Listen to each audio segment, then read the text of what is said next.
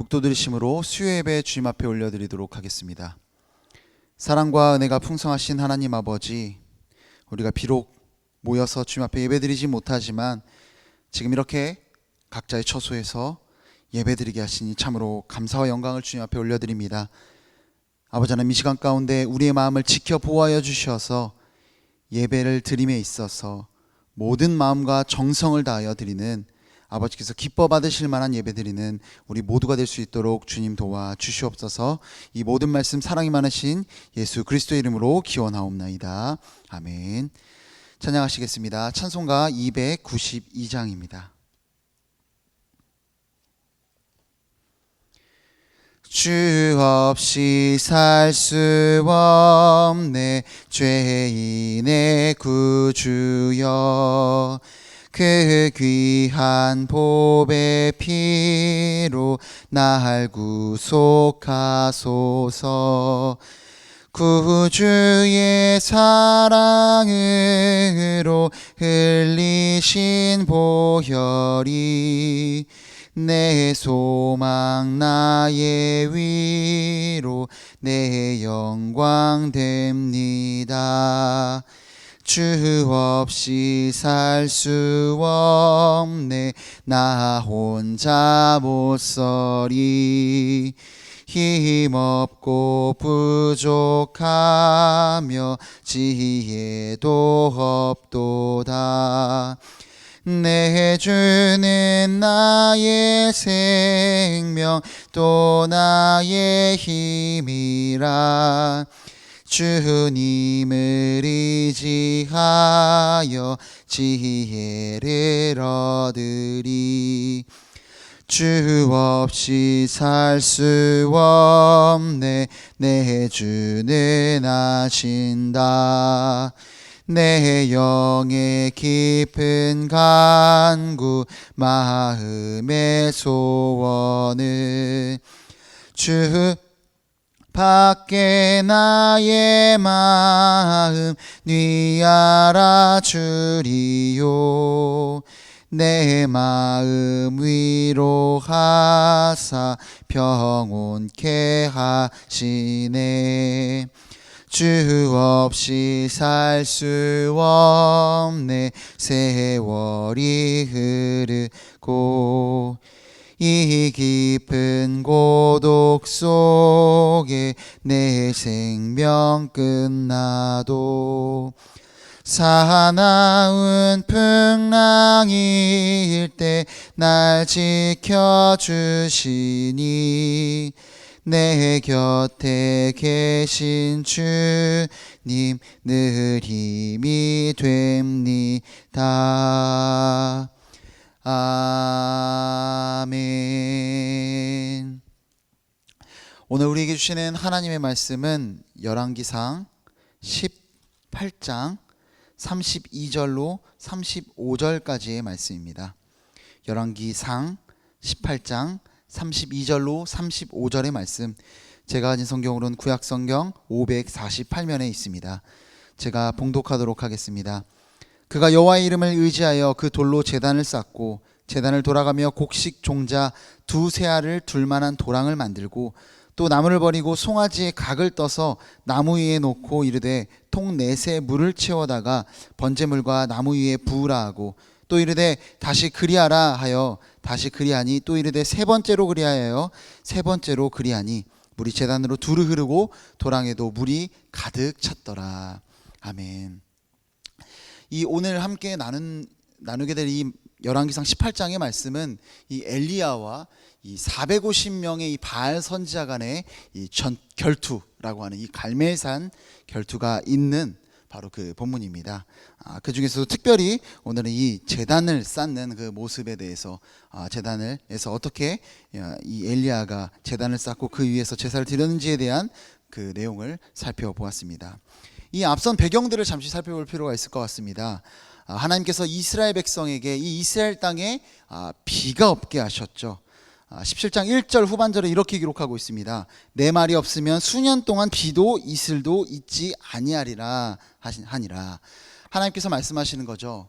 내가 말하지 않으면, 내가 하지 않으면 이곳에 비가 앞으로 없을 것이다. 물도 없을 것이다 라고 하나님께서 말씀하시더라는 겁니다. 그리고 그대로 이루어지게 되었습니다. 여러분, 이것이 말하는 메시지가 무엇입니까? 당시 이스라엘 백성에게 있어서 비를 내리는 신은 무엇으로 여겨졌습니까? 바로 그들이 섬기던 바알 신이었습니다. 그들이 이 아합과 그 이세벨로 인해서 열심히 바알을 섬김으로 인해 하나님께서 이와 같은 진노를 내리신 거죠. 무엇입니까? 비를 내리는 신은 너에게 물질과 필요와 이런 것들을 공급하는 것은 바알이 아니라 바로 나다라는 것을 하나님께서 보여주시는 것입니다. 비를 내리는 신이 누구라는 겁니까? 바로 바알이 아니라 하나님이라는 것이죠. 여기서 이 비, 물은요, 우리가 정말 갖고자 하는 것들, 우리의 필요라고 우리가 생각을 하면 좋을 것 같습니다. 그러니까 이 필요를 채워주시는 분은 세상에 계신 바알이 아니라 바로 여호와 하나님이다라고 하나님께서 말씀하고 계시는 겁니다. 그리고 이제 450명과 이 바알 선지자 450명과 이 엘리야의 대결이 시작되죠. 그런데 이 엘리야가 어떤 식으로 제단을 만들고 있습니까? 오늘 함께 읽은 32절부터 35절의 말씀이 이 제단에 대한 이야기가 나오는데요. 돌로 제단을 쌓고 그리고 도랑을 만듭니다. 도랑을 왜 팔까요? 계속 보면 나무를 버리고 나무를 위에다 놓고 송아지에 각을 뜨고 그 위에 나무를 놓고 그 다음에 어떻게 합니까? 이들의 대결은 그런 거였습니다. 이 제단 위에 먼저 불을 내는 자가 승리한다라고 하죠. 그래서 이 바알 선지자들이 나서서 불을 내기 위해서 애를 쓰고 그 이후에 누가 불을 냅니까? 이 엘리야가 등장을 합니다. 그런데 불을 내는 데 있어서 이 엘리야가 하는 행동은 제단을 만든 위에 어떻게 합니까? 통 넷에 물을 채우다가 물을 번제물 위와 나무 위에 붓기 시작합니다. 이 네 통의 물을 3번이나 가득가득 채워서 부었다라고 그렇게 이야기를 하고 있습니다. 우리는 이전에 이 말씀을 볼 때 이렇게 나무가 젖었음에도 불구하고 이 재물이 젖었음에도 불구하고 불을 내신 하나님의 능력, 이 정도로 보았는데요. 여러분, 한번 생각해 볼 필요가 있을 것 같습니다. 엄청난 물이 들이부어지고 있습니다. 도랑에 흘러서 차고 넘쳤다. 물이 이 제단에 두루 흐르고 도랑에도 물이 가득 찼다라고 할 정도로 엄청난 양의 물을 쏟아 붓고 있습니다. 여러분, 그런데 지금 이스라엘 백성의 상황이 어떤 상황이었습니까? 이들의 상황은 물이 없는 상황이었습니다. 몇 년간 비도 물도 없었던, 그야말로 이 가뭄에 굶주리고 있었던 상황이 바로 이스라엘 백성의 상황이었다라는 것입니다. 그것이 무려 3년간 이런 상황이었다라고 합니다. 그 모습을 보며, 이 엄청난 양의 물을 제단 위에 붓는 모습을 보며 사람들이 어떤 생각을 했을까요? 아마 이런 생각을 하지 않았을까요? 나한테 저 물 한 통만 있으면 얼마나 좋을까? 우리 밭에 물을 댈 수 있을 것이고 우리 아이를 씻길 수 있을 것이고, 아니 그것보다도 앞서서 이 목마른 나의 목을, 우리 가족의 목을 축일 수 있는 정말 귀중하고 소중한 물인데 왜 저 엘리야 선지자는 저와 같이 미련한 짓을 한단 말인가 라는 그런 생각을 했을 것입니다. 여러분, 앞서 이야기했죠. 물이 무엇을 이야기한다고 했습니까? 우리의 필요, 우리가 정말 가치 있게 생각하는 것들, 우리가 정말 당장에 필요한 그것을 상징하는 것이 바로 이 물이라고 했습니다. 그런데 이 물을 제단 위에 들이붓고 하나님께서는 그 위에 무엇이 임하게 하십니까? 바로 불이 임하게 합니다. 여러분, 그런데 불은 무엇을 상징할까요? 불은 성경에서 일관되게 무엇을 상징합니까? 바로 하나님의 임재를 상징합니다. 하나님이 우리와 함께 하심을 상징하는 것이 바로 이 불이다라는 것입니다. 하나님께서는 이 대결을 통해 우리에게 무엇을 말씀하고 계십니까? 아까 가뭄을 통해 말씀하셨죠. 너희의 필요를 채워주는 것은 바알이 아니라 나 하나님이다, 여호와 하나님이다 라는 것을 말했다면, 이제는 여기서 더 나아가서 하나님께서 이렇게 말씀하시는 겁니다. 난 너희들의 필요만 채워주는 하나님이 아니다. 난 너희와 함께하고자 하는 하나님이다. 물보다는 불이 필요하다. 너희의 필요보다는 나의 임재가 너희들에게 정말 필요한 것이다 라고 하나님께서 그렇게 말씀하고 계시더라는 겁니다. 여러분, 그렇습니다. 우리는 모두 물을 버려서라도 불을 구해야 합니다. 우리에게 진짜 필요한 것처럼 여겨지는 것들이 있지요. 자녀의 잘됨이 있고요, 경제적인 부가 있고요, 우리 가족의 건강이 있고요, 그뿐만 아니라 우리의 미래도 있고요. 많은 것들이 있습니다. 그런데 그 모든 것들이 다 버려질지라도 무엇이 중요하다는 겁니까? 다 없을지라도 하나님께서 함께 하시면 된다라는 것입니다. 그렇습니다. 요셉이 그러했지요. 그가 가족들로부터 버려지고 노예로 팔렸을 때 하나님이 함께 하시니까 성경이 뭐라고 기록하고 있습니까? 형통하였더라. 그가 억울하게 누명을 쓰고 감옥에 갇혔을 때 하나님이 함께 하시니까 뭐라고 기록하고 있습니까? 형통하였더라. 하박국 선지자가 외칩니다. 무화과 나뭇잎이 없고 포도나무 열매가 없고 모든 것이 없을지라도 무엇으로 인해 노래한다고요? 무엇으로 인해 기뻐한다고요? 하나님으로 인해 기뻐한다라고 그렇게 고백하고 있습니다. 여러분, 우리에게 정말 필요한 것이 뭐라는 겁니까? 성경은 일관되게 이야기합니다. 물도 필요하다. 그래서 내가 그 필요도 내가 채워주는 여호와 하나님이다. 그러나 진짜 너희들에게 필요한 것은 불이다. 나의 임재다. 내가 너와 함께함이다 라고 그렇게 이야기하고 있습니다. 그런데 우리는 어떻게 기도합니까? 우리를 사랑하시는 하나님을 우리는 어떻게 대하고 있습니까? 이렇게 이야기하고 있지 않습니까? 하나님, 물 주세요. 하나님, 저에게 이러이러한 필요들이 있습니다. 채워주세요. 해결해 주세요. 너무 힘듭니다. 이런 기도만으로 우리의 기도의 시간들을 채우고 있지는 않습니까? 저는 부모님과 잘 통화하지 않는 아들입니다.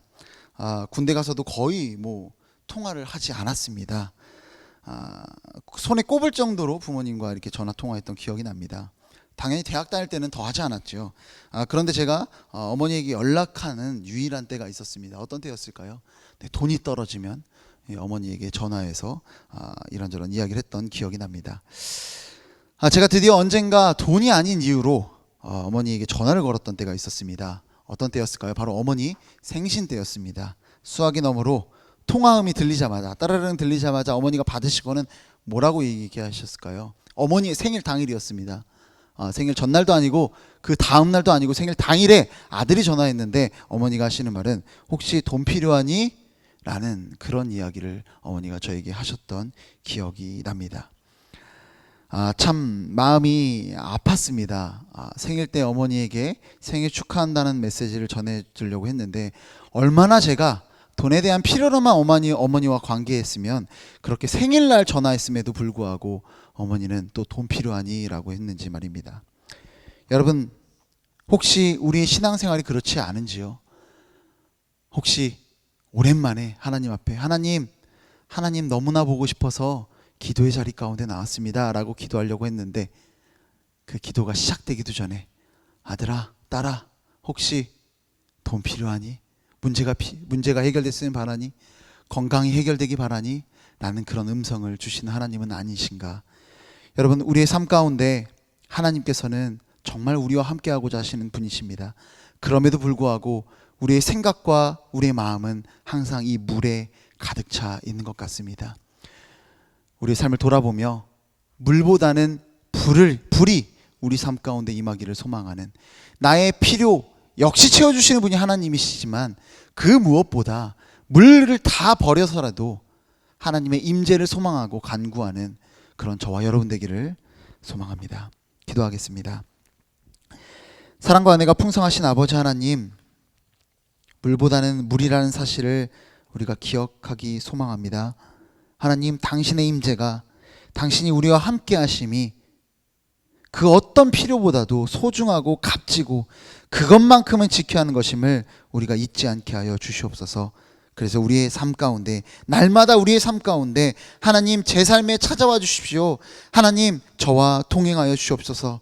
하나님, 제 음성을 들어주십시오. 하나님, 내 모든 일 가운데 주의 영광이 가득하기를 소망합니다. 하나님의 영광이 나타나기를 소망합니다. 하나님, 제가 한 일들로 인해서 하나님 기쁘시죠? 하나님 영광 받으셨죠? 라는 그 고백과 기도가 넘쳐나는 우리 모든 옥수중앙교회 성도분들의 삶이 될 수 있도록 주님 도와주시옵소서. 이 모든 말씀 사랑이 많으신 예수 그리스도의 이름으로 기도드립니다. 아멘. 이 시간 주기도문으로 예배를 마치도록 하겠습니다. 하늘에 계신 우리 아버지여, 이름이 거룩히 여김을 받으시오며 나라에 임하옵시며 뜻이 하늘에서 이룬 것 같이 땅에서도 이루어지이다. 오늘날 우리에게 일용할 양식을 주옵시고 우리가 우리에게 죄 지은 자를 사하여 준 것 같이 우리의 죄를 사하여 주옵시고 우리를 시험에 들게 하지 마옵시고 다만 악에서 구하옵소서. 대개 나라와 권세와 영광이 아버지께 영원히 싸움나이다. 아멘.